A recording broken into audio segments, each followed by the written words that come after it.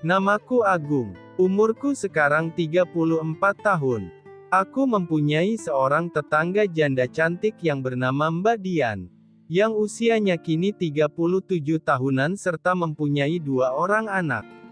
Sudah 3 tahun lamanya Mbak Dian hidup menjanda. Beliau menjadi janda karena suaminya meninggal dunia karena sakit. Aku pun juga kurang tahu pastinya, apa penyakit yang diderita suaminya Mbak Dian. Karena posisiku di sini juga seorang pendatang baru di sini. Cerita ini berawal ketika pada malam itu, Mbak Dian datang ke rumah memintaku untuk membelikan lampu untuk kamar mandinya. Dengan senang hati, aku pun langsung bergegas untuk membelikan lampu itu. Setelah itu langsung pergi ke rumah beliau.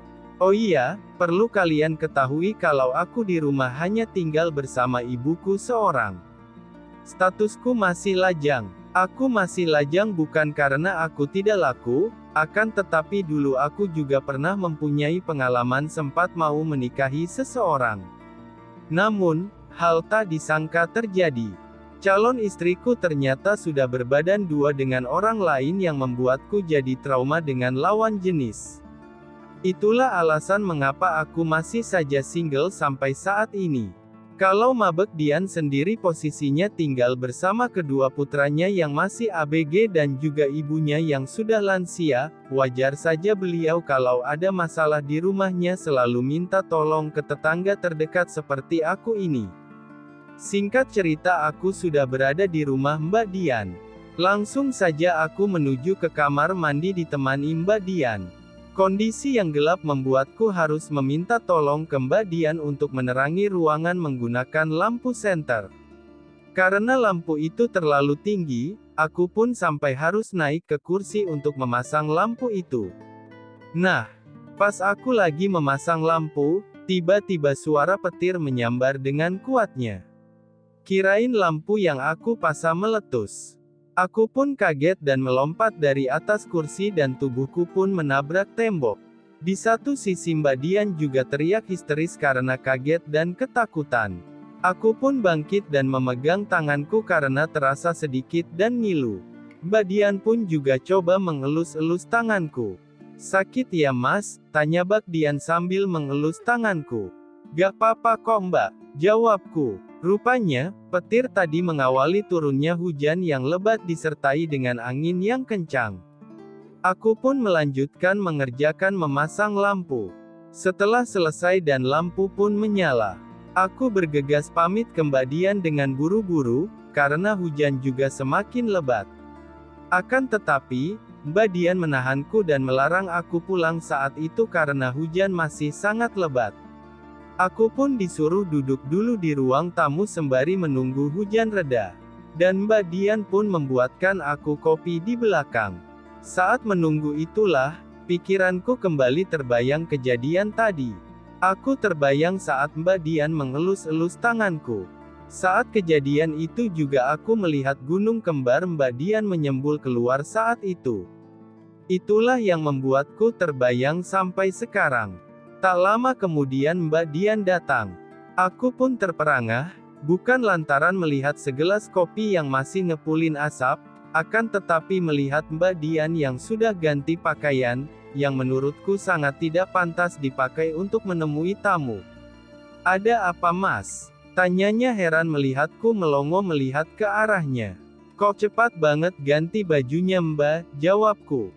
Lalu beliau menjelaskan. Tadi bajuku basah mas pas di kamar mandi, jadinya saya ganti baju dulu sebelum buat kopi. Setelah Mbak Dian meletakkan kopinya di atas meja, lalu beliau menghampiriku dan mengelus tanganku yang menabrak tembok tadi sembari berkata, "Bengkak tidak mas?" "Tidak mbak," jawabku. "Oh syukurlah kalau begitu." Abis berkata seperti itu beliau hendak berlalu dari sebelahku. Tapi buru-buru aku memegang tangannya, aku tarik tangan beliau. Karena beliau tidak siap, akhirnya beliau jatuh duduk di pangkuanku. "Mas Agung," ucapnya karena kaget. "Maaf, Mbak Dian dingin gak?" tanyaku. Sekenanya, aku berani melakukan itu bukan karena sebab Tapi aku tahu dari gerak-gerik Mbak Dian yang maunya nempel terus dari tadi waktu nyamperin aku di rumah. Iya dingin banget nih, jawabannya sambil mendekapi dirinya sendiri. Lalu aku menjawab, sama Mbak aku juga kedinginan. Lalu tanpa khawatir akan berontak, Mbak Dian yang saat itu masih di depanku langsung aku dekap, akan tetapi tak berselang lama beliau bergerak dan ganti posisi menghadap ke aku. Lalu memegang kedua pipiku, lantas berbisik dengan nada lirih nan manja. Apa yang harus kita lakukan agar kita gak kedinginan? Aku pun paham dengan maksud dan tujuan pertanyaan itu, tapi di situ aku hanya bisa diam dan menelan ludah sendiri saja. Dengan agak sungkan dan canggung, karena kejadian ini tak terpikirkan sebelumnya, aku pun mendekati wajahnya. Dia pun juga sama semakin mendekati wajahku. Di situ kami saling menatap dengan nafas yang sama-sama saling sengal. Hampir sekitar 5 menitan kami saling memandang hingga akhirnya beliau berkata, "Kita masuk yuk, jangan di sini nanti ibu dan anakku tahu." "Iya ayo," jawabku dengan jantung berdetak kencang. Akhirnya kami pun berjalan menuju ke kamar dengan mengendap-endap. Sesampainya di dalam kamar Mbak Dian langsung memutar musik yang ada di ponselnya. Maksud dan tujuannya aku paham, agar ketika nanti kami melakukan kegiatan itu tak terdengar dari luar karena tertutup dengan suara musik itu. Sungguh cerdas ini akalnya. Hingga tak lama kemudian, disertai dengan guyuran hujan yang lebat dan angin kencang. Kami pun mulai melakukan kegiatan yang selama ini aku hayalkan. Perlahan-lahan aku membuka balutan benang yang menutupinya hingga terbuka lebar. Kuusapi setiap area itu dengan manja. Hingga sampai tak terasa ada uluran tangan memintaku untuk menanamkan buah pisang itu ke lahannya yang penuh dengan rumput dan ilalang.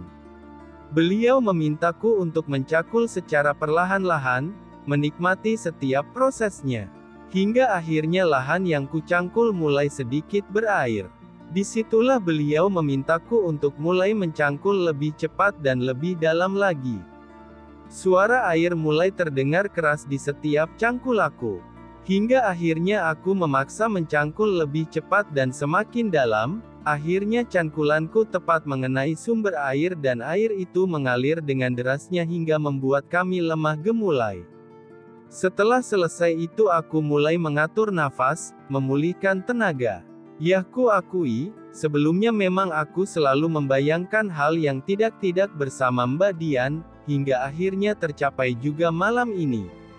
Dan selanjutnya, tanpa ada komitmen apapun dan tanpa ada janji apapun kami selalu melakukan kegiatan itu setiap kami berdua saling menginginkan.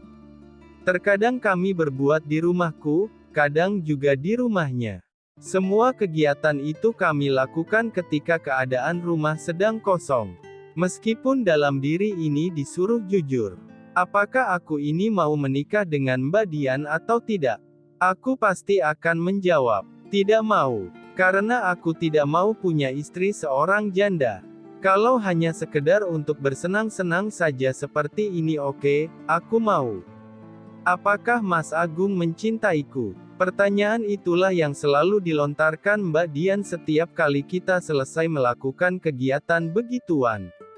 Tapi, sampai sekarang aku masih belum bisa menjawab pertanyaan itu, karena bagiku, kami berdua melakukan itu semua hanyalah sekedar saling mengisi dot dan pada akhirnya Mbak Dian memaksaku untuk menjawab pertanyaannya itu. Akhirnya aku pun menjawab. Biarkan saja cinta tumbuh secara alami dan diam-diam, karena punyaku hati bukan ucapan. Setelah mendengarkan jawabku, Mbak Dian gak pernah lagi bertanya seperti itu lagi. Di satu sisi aku juga gak mau kasih harapan palsu ke Mbak Dian. Yang penting bagiku saat ini bisa bersenang-senang tanpa beban pikiran. Meskipun ini adalah ciri-ciri laki-laki egois dan pengecut yang hanya ingin lari dari tanggung jawab. Singkat cerita, saat pagi hari sambil ngopi di teras rumah aku termenung.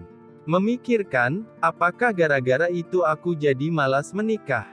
Di usiaku yang sekarang menginjak kepala 3 dan sering melakukan kegiatan begituan, merasakan indahnya kegiatan itu. Bisa jadi karena itu. Tapi, biarlah.